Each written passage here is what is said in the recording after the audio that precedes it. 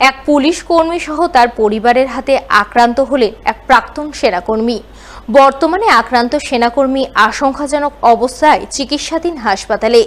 ঘটনাটি ঘটেছে মালদার রতুয়া থানার কাহালা অঞ্চলের হরগোবিন্দ গ্রামে। জানা গেছে, আক্রান্ত প্রাক্তন সেনাকর্মীর নাম মোহাম্মদ হজরত আলী। তার কাহালা এলাকার খেসারিয়া মাঠে 10 কাঠা জমি রয়েছে। সেই জমির আল নিয়েই গ্রামের বাসিন্দা পেশায় পুলিশ কর্মী শেখ আনসারুলের পরিবারের সঙ্গে তাদের দীর্ঘদিন ধরেই বিবাদ চলছিল। সেই বিবাদের জেরেই রবিবার পুলিশ কর্মী শেখ আনসারুল সহ তার পরিবারের লোকজনেরা মিলে প্রাক্তন সেনাকর্মীর ওপর চড়াও হয় এবং তাকে লাঠি সোঁটা, লোহা রড দিয়ে মারধর করে গুরুতরভাবে জখম রক্তাক্ত করে বলে অভিযোগ। বর্তমানে আক্রান্ত সেনাকর্মী আশঙ্কাজনক অবস্থায় মালদা শহরের এক বেসরকারি নার্সিংহোমে চিকিৎসাধীন।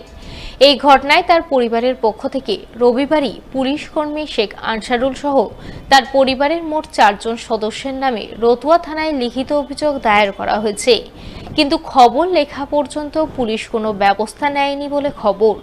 জানিয়ে সোমবার একরাশ ক্ষোভ উগরে দেন আক্রান্ত প্রাক্তন সেনাকর্মীর পরিবারের লোকজনেরা।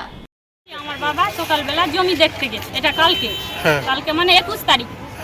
জমি দেখতে গেল, ওখানে শেখ আনসারুল এসে, ওর ভাগনা ইমাম এসে, আর ওর ভাতিজা, ওর বউ সব এসে রোড নিয়ে, হাসুয়া নিয়ে ওখানে মেরেছে। আমাদের কাছে সিসিটিভি ভিডিও আছে, সবকিছু আছে, সব লোক দেখেছে, সাক্ষী আছে। জমির আল নিয়ে কি ঝামেলা ছিল আগে থেকে? কোনো ঝামেলা ছিল, মাপামাপি হয়ে ঝামেলা পার হয়ে গেছিল। বাস দেখতে গেল সকালবেলা, কখন থেকে ওরা প্ল্যান করে রেখেছিল। আর ও আছে পুলিশ হয়ে যদি এরকম মারে তাহলে সমাজকে কে সুরক্ষা করবে? কালকে উনি কর্মরত অবস্থায় ছিলেন, যে মেরেছেন আনসারুল, উনি কর্মরত অবস্থায় ছিলেন, ডিউটিরত অবস্থায়। আর ওই ডিউটি ছেড়ে এসে হাসুয়া দিয়ে কুপিয়ে গেছে, ঠিক আছে। আবার ডিউটিতে চলে গেছে। কাকে মেরেছে? হজরত আলীকে, ঠিক আছে। ওর নিজে একটা বিএসএফ অফিসার ছিল, এসআই ছিল। ওর ছেলে বর্তমানে কাশ্মীরে পোস্টিং, আর্মির অফিসার। বিএসএফ যদি দেশের সৈনিক, ও যদি পরিষেবা না না পায়, প্রশাসনিক কোনো সহযোগিতা না পায়, তাহলে সাধারণ মানুষ কি পাবে? আমাদের একটাই দাবি যে ওকে অ্যারেস্ট করা হোক, এবং যে আইনের রক্ষক সে আইনের রক্ষক কীভাবে হয়। যদিও পুলিশ কর্মী শেখ আনসারুলের দাবি, তারা কোনো হামলা চালায়নি, উল্টে তাদের ওপরেই হামলা হয়েছে। তাই তারা প্রাক্তন সেনাকর্মীর পরিবারের সদস্যদের নামে থানায় লিখিত অভিযোগ দায়ের করেছেন।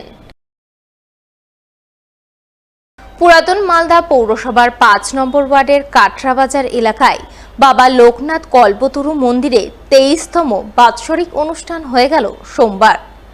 এই উপলক্ষে এদিন সকালে মন্দির কমিটির পক্ষ থেকে প্রথমে এক বর্ণাঢ্য ধর্মীয় শোভাযাত্রার আয়োজন করা হয়। শোভাযাত্রা শেষে মন্দির প্রাঙ্গণে মহা ধুমধামে শ্রী শ্রী লোকনাথ বাবার পুজো পাঠ অনুষ্ঠিত হয়। পুজো শেষে শুরু হয় পালক ভোজন, প্রসাদ বিতরণ সহ নরনারায়ণ সেবা। এছাড়াও বিকেলে বিশ্ব শান্তি যজ্ঞ অনুষ্ঠিত হয়। সেই সঙ্গে দুস্থদের বস্ত্র বিতরণ অনুষ্ঠানের আয়োজন রয়েছে বলে জানা গেছে। লোকনাথ কল্পতরু মন্দিরের 23তম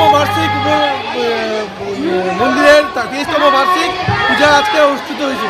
কল্পতরু সকাল থেকে শুরু হয়েছে। সকালে পরিক্রমা ছিল, এখন পাদুকা অভিষেক হচ্ছে। তারপরে একটু পরে বাল্যভোগ শুরু হবে। বাল্যভোগ বিতরণের পরে লোকনাথ বাবা পূজা হবে, দুপুরে অন্নভোগ হবে। বৈকাল 4টায় বিশ্ব শান্তি যজ্ঞ হবে। তারপরে বস্ত্র বিতরণ, তারপরে বাবার মহাপ্রসাদ বিতরণ হবে রাত্রি 11টা অবধি।